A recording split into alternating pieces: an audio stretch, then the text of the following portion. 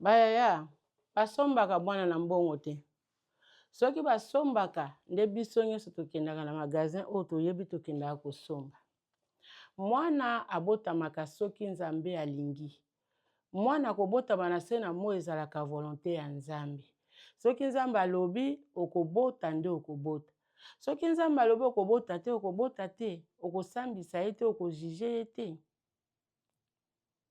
Baparent totika komikosaka na likambo tosalaka. Mwasi na yo, mwana na yo abali, okamati mwasi ya mwana na yo, okomi kotia ye mal à l'aise. Soki ezake basombaka, ma yo kende kosomba mwana kasoya oye opesa ye, opesa mwasi ya mwana na yo, po mwana na okosomba ozala koko na yo. Basombaka mwana te. Moto mwindo basombaka mwana te. Tolukaka kozwaka esika ya Nzambe te. Basungaka Nzambe te. Nzambe asalelaka biso makambo na ndenge na ye. Nzambe asalaka tango alingi, asalaka soka alingi.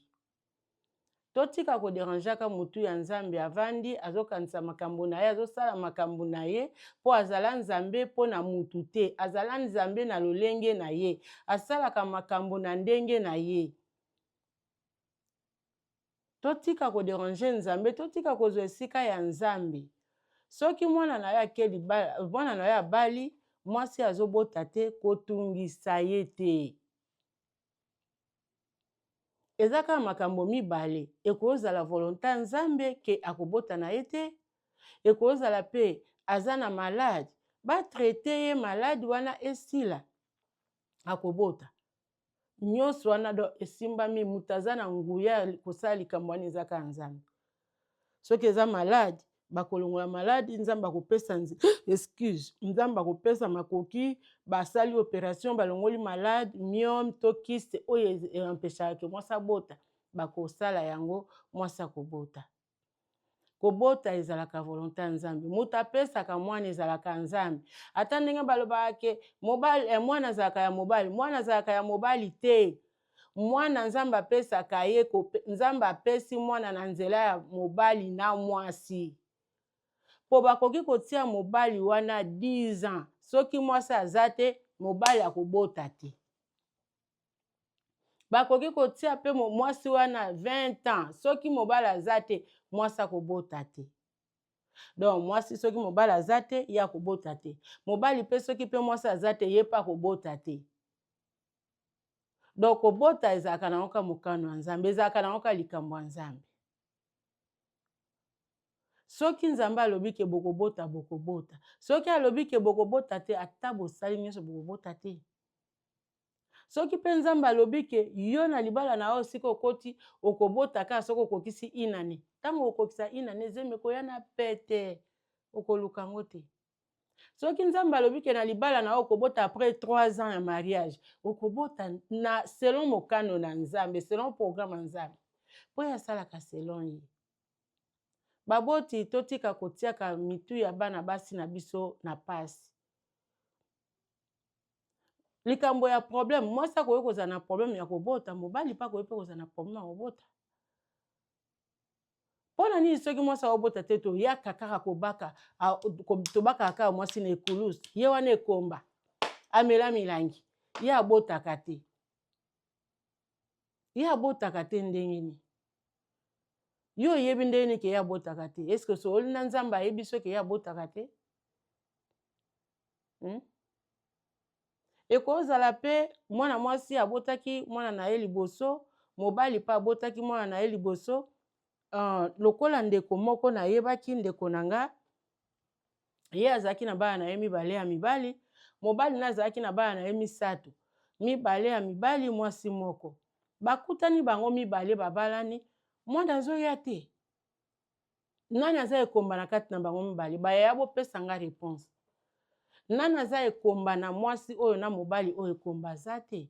Mobali aza na bana misato, mibali mibale mwasi moko. Mwasi aza na bana mibale, mibali. Bakutani bango mibale bazwi chance ya kobota te. Siko boza kofinga mwasi, yo kenda kuna pona kolata kaba super, yo kenda kuna kaba pona komela kaba miliki, yo tangaka lokola sanza, yo ndoza pembe boye obota kate, kofinga mwana mwasi, mafinga oyo eza ta na sens te. Na bango mibale nana aza kisita. Na bango mibale nano ya botaka te. Bango mibale baza na bana.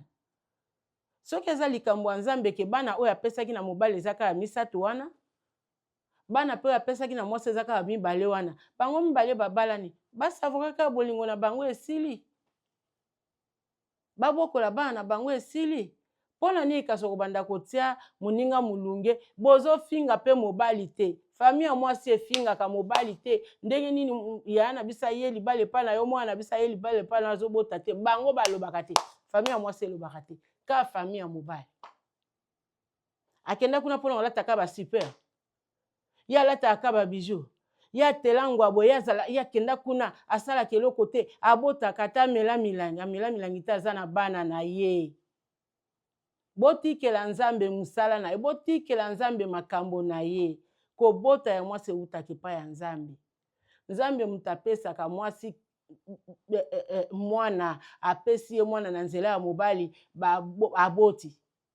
Totika kotumisa bana basi. Ngai bana yebi likambo te.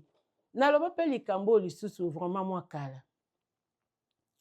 Na Bible mwasi na mobali bakwesami na ekobo parce que babalani te bakwesami na ekobo bango mibale. Bakangi bango basali ekobo batiki mobali na mitunaka mobali wana ye azalaka wapi. Bakimisaka ye akimaka ou bien ndenge nini. Bazu mobali batiki kimia babandi ko lapide mwasi babandi ko beta mwasi. Soki ezalaki Yesu Kristo na mawa na ye te nde mwana mwasi bakoka ye pe koboma ye parce que souci na bango ezalaki ke baboma ye. Me batiki mobali. Mobali basambisi ye te, mobali bajifle ye te, mobali batia ata linzaka te, kaka mwasi nayebi te injustice oyo eutaka wapi problème ya mwasi. Est-ce que koza na mutu moko akoki koya apesa nga vraiment réponse na likambo pourquoi mwasi akutanaka na injustice na mokili. Bakangi mwasi na mobali na Bible bakangi mwasi na mobali na ekobo bakwesami na ekobo batiki mobali akimi akei kaka mwasi nde bakangi ye mwasi nde amemi ngambo balapide baboma ye. Soki Yesu Kristo Nzambe amawa te nde mwana mwasi wana baboma na bango ye. Me mobali batiki. Mwasi na mobali babalani libala na kata ndako mwasi azobota te mobali avandi na kimia babandi kofinga kaka mwasi. Okomona peke na kati na bango mibale bazobota te mba musu problème eza nde pa ya mobali. Mobali aza na kimia. Pona nini kaka mwasi kaka nde bakizaka mwasi kaka nde banyokolaka pona nini.